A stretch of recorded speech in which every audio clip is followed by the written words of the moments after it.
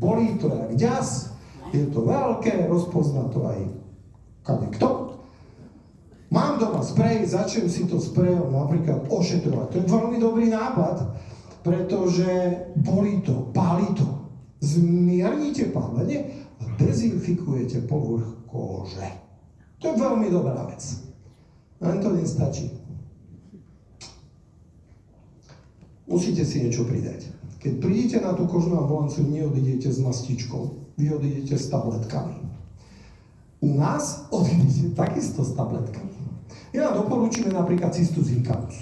Keď chcete poznať konkrétne zloženia produktov, tu nie je čas ich vysvetľovať, máte ich na webovej stránke. Povedzte to aj svojim klientom.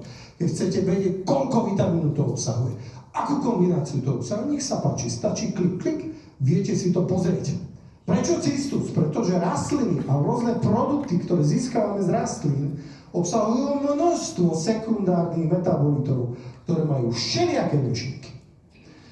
O aloe by sme hodiny mohli rozprávať. 20 rokov dozadu, 15 rokov, 18 rokov dozadu, 19 rokov som mal, 3 hodiny sme robili seminár o aloe, lebo neboli iné produkty. Nepamätáš, ty si ešte jebola, hej? Ty si ešte ani, ale kačičku neťahala, keď ja som školu aloe.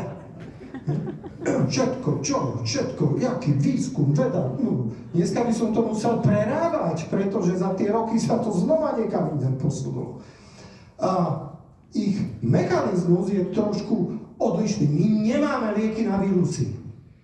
Poznáte nejakú bakteriálnu chorobu? Počuli ste v správach o nejakej chorobe, že hrozná choroba? Aspoň jednu. Nepočuli ste o ničom? Dobre, vírusy?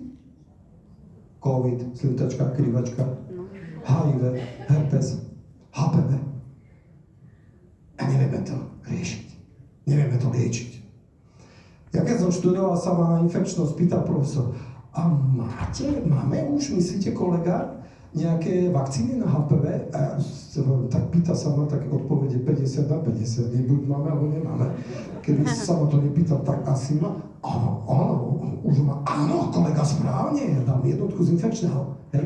Dneska mám už deti zaočkované z HPV.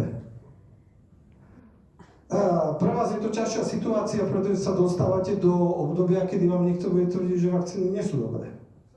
Nebudete sa v tom vedieť zorientovať. Nechajme tie naše kukuricou, poďme do Ameriky. Hej. Tam majú úžasného ministra zdravotníctva. Majú tam osýpky. Hej. A akože možno si poviete, že čo, to je v Texase.